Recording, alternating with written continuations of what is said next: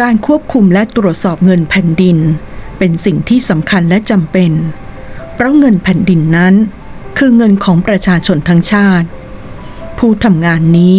จึงต้องกำหนดแน่แก่ใจอยู่เป็นนิดที่จะปฏิบัติหน้าที่ในความรับผิดชอบของตน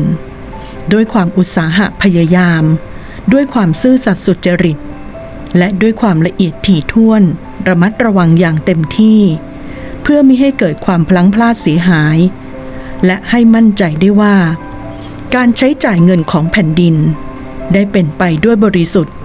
และบังเกิดผลเป็นประโยชน์เต็มเม็ดเต็มหน่วยพระราชดำรัสพระราชทานแก่ข้าราชการสำนักงานตรวจเงินแผ่นดิน